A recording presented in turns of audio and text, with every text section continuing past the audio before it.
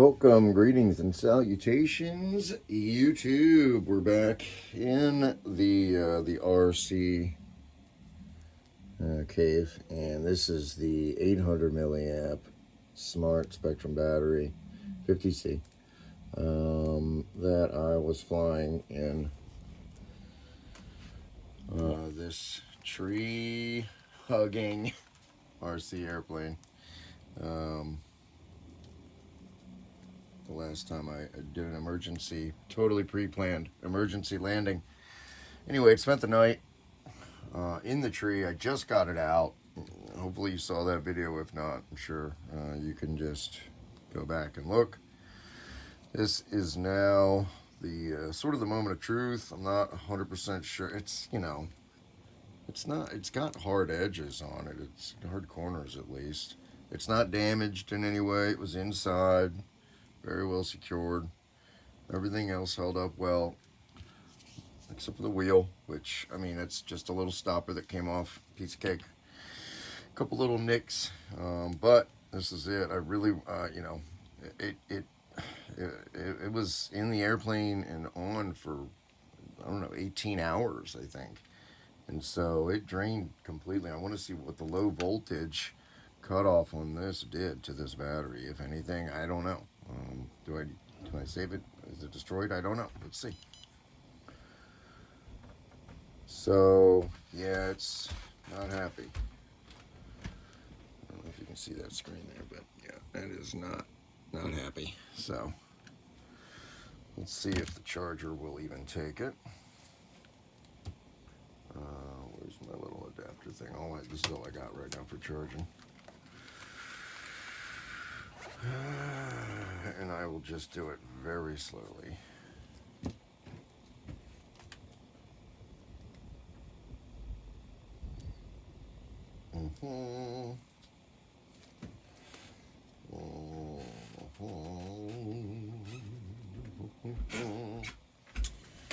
Let's see what kind of terribleness ensues.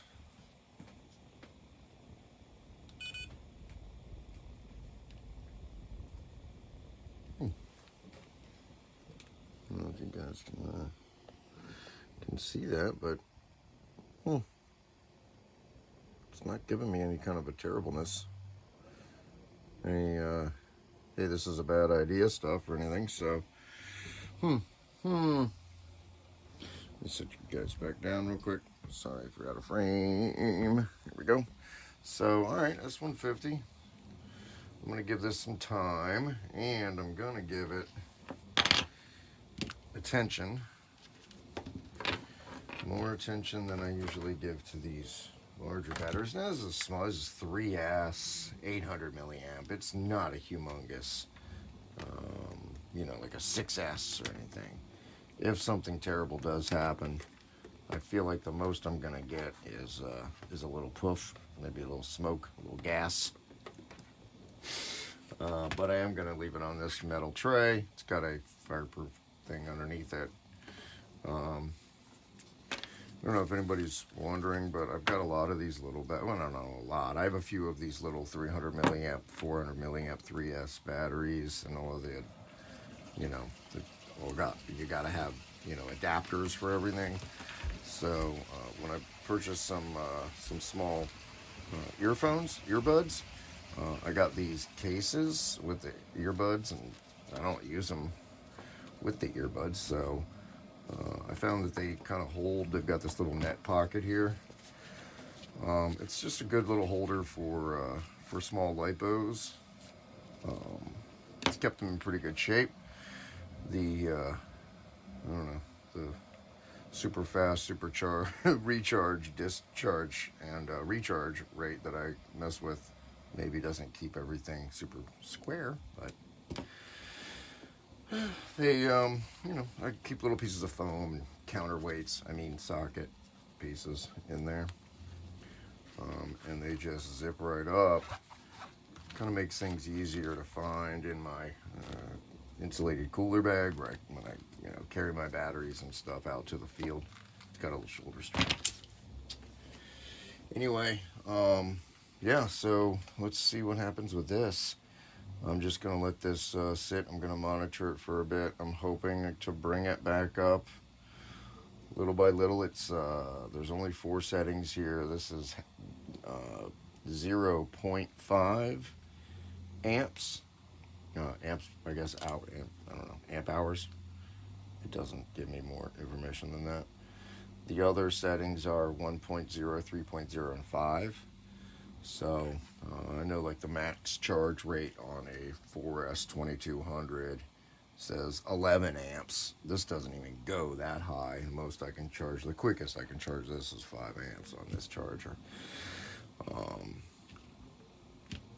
My 3S 2200's 6.6 amps. Once again, I can't even hit that with this. So with this charger.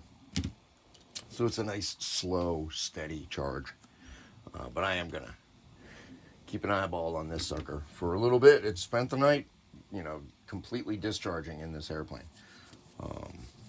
Let's see what happens. Side note, this is an LED kit that came out of the RC off-roader LEDs that were just basically too humongous for my FMS PA-18. Took them apart. They're actually really well made and really bright. And so I'm thinking of using, since I have 2 of them and some very thin data cable, stranded.